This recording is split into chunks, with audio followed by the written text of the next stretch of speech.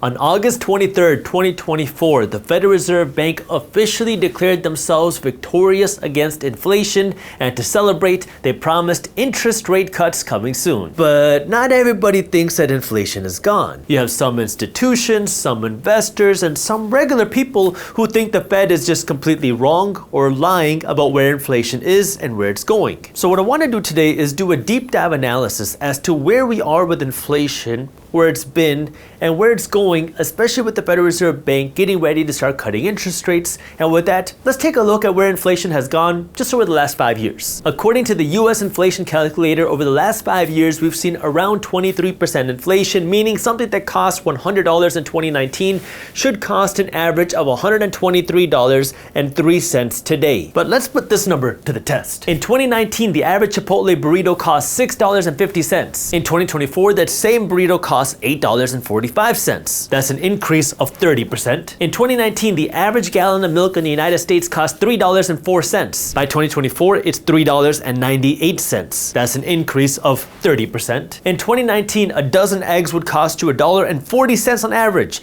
By 2024, it's $3.08. That's an increase of 117%. In 2019, the median monthly mortgage payment was around $1,242. In 2024, it's $2,201. That's an increase of 77%. And in 2019, the median household income was $68,703. In 2024, the expected median household income is $78,238. And that is an increase of 13.8%. Now, you might have heard my team talk about this in Market Briefs, my free financial newsletter, but inflation is kind of personal because the inflation you feel is going to be different than the inflation that somebody else feels, because you might be buying a lot of milk and eggs. Somebody else might be buying a home. And so the inflation somebody feels is going to be different than others, which is why this reported inflation number isn't always very accurate, because there are some inflation numbers which pulled this reported inflation number lower, and there are other inflation numbers that pulled this reported inflation number higher. For example, food, housing, those are the types of things that pulled this inflation number higher.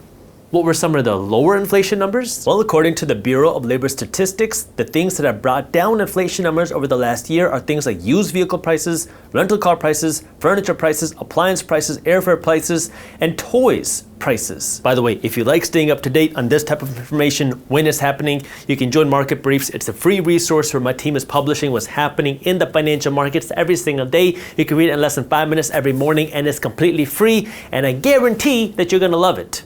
Now you might say, well, Jaspreet, how can you guarantee it? Because if you don't love it, you can unsubscribe at any time because it's free. So if you want to join Market Briefs, I got the link for you down in the description below. But this is where you want to pay attention to this, because the median income has grown over the last 5 years. It has not kept up with the reported inflation numbers, and it hasn't kept up with the inflation of many things that most people need.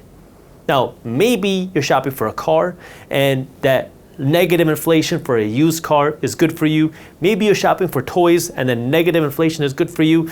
But I think most people need food and most people need a home, which is why you want to understand that this reported inflation number might not be the real inflation that you're facing. Now, this is where the Federal Reserve Bank has been saying that because the rate of inflation has been falling year over year, that they've essentially beat the inflation problem. And because of that, now they can start changing their monetary policy. More specifically, they can start cutting interest rates to stimulate the economy again. Now, that's a loaded statement. So let me explain what all of that means. Now, let me start by laying the foundation, because the Federal Reserve Bank is the central bank here in the United States, and they have the ability to adjust our monetary system. More specifically, they have the ability to print money, and they have the ability to adjust interest rates. But while they're called the Federal Reserve Bank, they're actually not a true bank, because you and I can't go there to deposit money. And they're actually not a true reserve because they're not sitting on cash reserves. They have the ability to print money, and they're actually not federal because they're not a part of the United States government. It says so on their website, and this has also been gaining a lot of political attention in 2024 because of the election year. Some people are saying, how much power should the president have over the Federal Reserve Bank or not? But for the purposes of this video, what I want you to understand from a financial perspective, that the Federal Reserve Bank is not supposed to be federal. They're not a reserve, they're not a bank. Yet, they're still the central bank of the United States, and they have the ability to control our monetary system. How do they do that?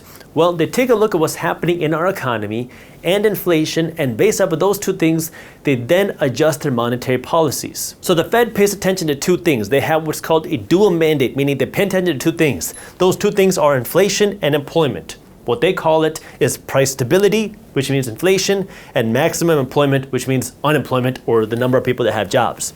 So they balance these two numbers. And what they've been seeing recently is that the unemployment numbers have been going up, inflation rates have been going down. And because of that, now the Federal Reserve Bank believes that it is time for them to start cutting interest rates. But what does it mean that inflation is actually coming down? Because it's not that the prices of things are falling, it's that the rate of inflation is coming down. Let me show you. Let's assume that if you walk into the store today and you wanted to buy a jar of guacamole, it's gonna cost you $10 today, and then we see a 10% inflation rate. If we see a 10% inflation rate, that means that this guacamole next year is gonna go up to $11. But then after that, what we hear is that the inflation rate is falling, and now instead of seeing 10% inflation on guacamole, we see 5% inflation on guacamole. That still means that the price of guacamole is rising, it's just not rising as fast as it was before, because now at this 5% inflation, that means that next year, the price of this guac is gonna go up to $11.55. See, the inflation rate has fallen from 10% to 5%, but the prices of the things are still rising. It's just not rising as fast as it was before. This is what the Federal Reserve Bank means, that is winning the war on inflation, because they've been working to bring the rate of inflation down. They're now working to bring the prices of things down. And what we've seen is that over the last 5 years, the prices of things have risen a lot faster than people's incomes. Now what we have today is a lot of people are struggling to be able to afford their daily things because of inflation, and now we're seeing the rate of inflation start to come down, but many people's incomes are still not rising fast enough to keep up with the inflation that we have today. Remember, the Federal Reserve Bank wants to see 2% inflation. The Federal Reserve Bank's target inflation rate is 2%. We are not there right now. We are above this number, but their goal is to see 2% inflation. Now, the question you want to ask here is, why 2%? Why not 1%? Actually, why not 0% inflation? That way the price of this guac stays the same. You know what? Why not negative 5% inflation? That way we can reverse the price of this guac. Or even minus 10% inflation. That way we can go back to previous prices. Why does the Federal Reserve Bank not want that? This negative inflation is called deflation. It is a nightmare for central banks. It is a nightmare for the government, and that is absolutely what they not want, because that would mean that the value of dollars are going up, and that would make the United States government's national debt a whole lot more expensive. The government wants to see inflation because it can essentially inflate away the value of its debt. The government has $35 trillion worth of national debt. If you have inflation, that makes the value of each individual dollar going down, which then makes that debt less valuable. But if you see deflation, the value of the dollar goes up, and now the debt that you have, the $35 trillion, becomes a whole lot more expensive because you got to pay it back with more expensive dollars. That's why the government and the central banks want to see inflation. They want to see the value of the dollar going down. It's confusing. Inflation means the value of the dollar going down because you're inflating how many dollars are out there. And so now, when the Federal Reserve Bank wants 2% inflation, the reason why they want this is because they believe that 2% inflation is low enough that the average person doesn't notice this inflation day to day. When you have 10% inflation like we saw a couple of years ago, well, that is very extreme.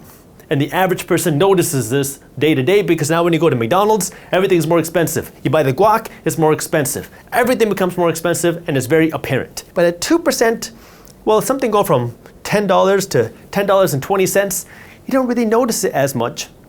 Sure, if you look at it year after year after year, now you can start to see the impacts of it, but it's not that day-to-day difference. However, you want to pay attention to this because this low inflation number still makes the average person poorer if you don't understand how this works, which is why this concept is very important for you to understand.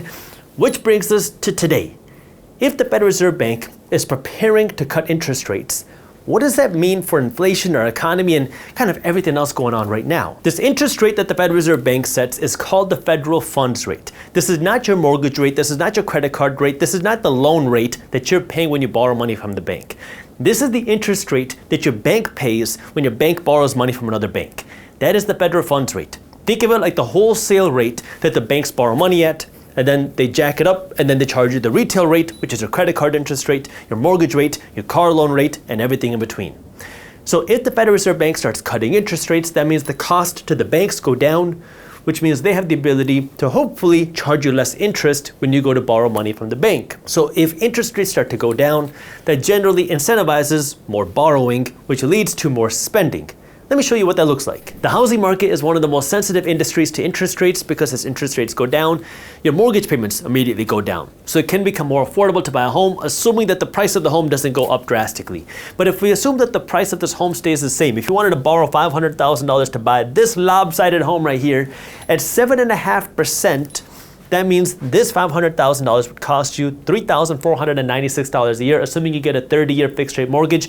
And this is what the mortgage rate was earlier in 2024. Today, as people are anticipating the Federal Reserve Bank to cut interest rates, we've seen mortgage rates fall to around 6.5% for a 30-year mortgage, which means that your monthly payment on that same $500,000 has dropped to $3,160. That's more than $300 less a month, almost $4,000 cheaper a year for no difference of a home, because the mortgage rate is just 1% lower. If we see more interest rate cuts and the 30-year mortgage rate drops to 5.5%, well, now this $500,000 doesn't cost you $3,500. It doesn't cost you $3,200. It costs you $2,839 a month. Earlier this year, it cost you almost $3,500, and at 5.5%, it would cost you, well, $600 some less per month for that exact same amount of money, just because borrowing that money becomes cheaper.